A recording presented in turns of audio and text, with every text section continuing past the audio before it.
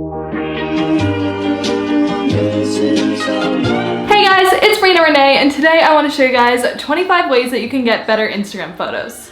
I love getting Instagram photos, whether I'm in front of the camera or behind the camera. It's always just been really fun for me. I've always kind of had a passion for photography and just like editing photos and stuff. I don't know, it's something I'm really into. So I thought I would share with you guys 25 things that I think could really help your Instagram photos, anything from editing, posing, shooting, concepts, ideas, everything. Before we jump right into all of that, I really quickly want to let you guys know I'm having a giveaway on my channel. I'm giving away a Kanken backpack and I'm giving away a hydro flask. So if you guys would want to win either of those things, all you have to do is be subscribed to this channel and also be subscribed to my brand new channel, Extra Brianna Renee. As long as you're subscribed to both of those channels, you will be entered for the giveaway, and I'll have Extra Brianna Renee linked down below. But if you would like a bonus entry, you can also follow me on Instagram at Brianna Renee. And with all that being said, let's just hop right into the Instagram tips and tricks.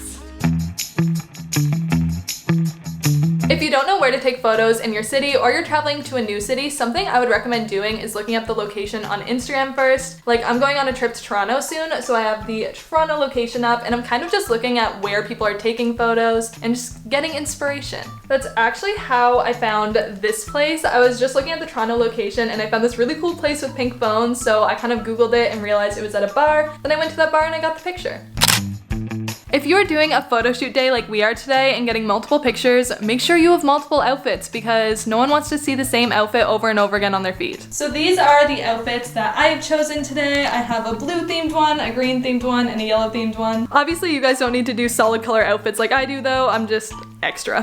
If you're someone who feels awkward in front of a camera and you don't really know what poses you like, definitely practice in front of a mirror because you can kind of figure out your angles, what you like with your body and stuff, and it just helps a lot.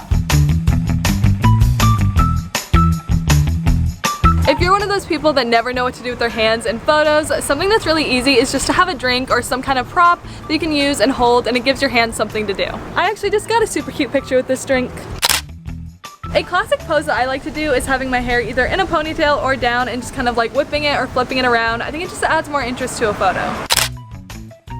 When posing, you always want to be aware of your posture because it makes a big difference on how your body looks on camera. I really like to have my shoulders kind of like rolled back, standing tall, but having my head tilted down slightly so you don't see my under chin. If you want to create the illusion of longer legs in photos, try just sticking one leg in front of the other and pointing your toes. One of my favorite types of photos to get are laying down photos, but there is a trick with these. I recently got this photo, which I'm obsessed with. I think it's so cute. And the way we actually got this is by sticking this pillow in underneath my bed like that. So you can really tell in the photo that my head was elevated, but it made a really big difference. It was just like a lot more flattering on my face. Something I always forget to do, but wish I could remember, is to suck in. I don't know why I forget it all the time, but whenever I look back at photos where I didn't suck in, I always regret it and wish I could go back and like change it. One of my worst habits when it comes to getting photos is I blink a lot. So my eyes are closed in like 1/4 of the photos, which is really annoying and not ideal. So if you're getting photos and you blink a lot, just kind of try and be aware of it and try not to blink as much.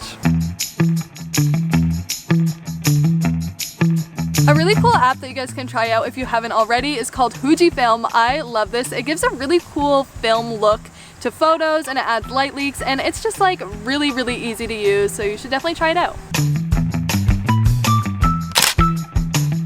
If you want to get some cute Instagram pictures but you don't have anyone that can take the photo for you, something you can do is self-timer. So I just have my iPhone set up here in front of the window for good lighting, and then I'm going to go here, hit 3 seconds, and get ready for my photo. Find cute backgrounds. Like, I found this yellow door, which I really like, and I got a cute picture in front of that, and then I also got a cute picture in front of this peachy house across the street. When taking photos, angles are super important. Like, a lot of people don't like the angle down here because it kind of shows like your chin and stuff, but if you go directly in front of your face and then slightly up, that's usually a really good angle for people. One of the best times to get photos is during golden hour, and if you don't know when that is, it's basically right before sunset, but you can also find apps that will help you find when exactly it is in your city. This one that I'm looking at right now is called Magic Hour. Golden Hour is great because it's when the light is a lot softer and more golden, which is way more flattering on the skin than harsh sunlight. Something I've noticed, which I think is really interesting, is that a lot of my most liked photos are like real moments. They're not photo shoot photos, they weren't planned. It's just things that I took in the moment, like when I went to a baseball game, or when I went to the movie theaters, or that time I cried after getting an $80 spray tan. Those are all some of my most liked photos, and they just like weren't planned, you know? I think people like to see real moments, so if you're doing something fun or cool like that, or something funny happens, try grabbing a picture. If you want to get a photo inside, the best lighting is always in front of a window for natural lighting, but if you're outside, I would suggest trying to find some shade. The internet is definitely going through a disposable camera phase right now. Disposable cameras are awesome because they're really cheap to use. They give you a really cool film look without having to buy and learn how to use a film camera, and they're recyclable.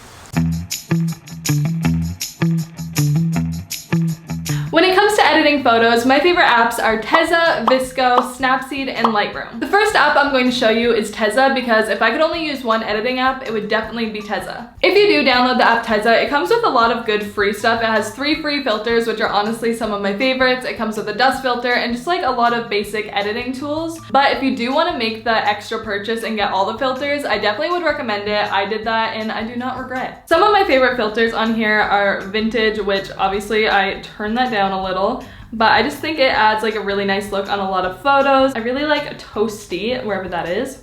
That looks good when it's faded down. Honestly, most of these like filters all look good on some kind of photo. This is pretty much the only filter app that I use. Sometimes I'll use Visco, but I usually go for this one. I also really like this app because it comes with dust filters, which you might have seen on a lot of people's photos. I wouldn't personally put it on this particular photo, but I do add it to a lot of my Instagram photos. The app Snapseed is honestly life-changing. Basically what I do with this is I pretty much only use the selective tool. I freaking love this tool. Basically, you can click on like particular places, like if there's like shadows around like my eyes and neck, I can brighten that. I can also make things more saturated, more contrasted, sharpen it. If the background is too dark, you can select it and brighten it. You can add more saturation. This is also great if there's something overexposed in the photo. I use it for that a lot, like if I have like something white on or something that's like a light color that gets overexposed, you can turn on the saturation just on that specific item. You can turn down the brightness, make it sharper, more contrasted, or whatever you want to do, and it is really a lifesaver. The next app, I don't think I really need to explain that much. It's Visco. I think pretty much everyone knows what this is at this point. I mean, Visco Girl is literally a huge thing. Pretty much the only thing I use Visco for is discos. I freaking love making discos. Like for Instagram stories, it's the best.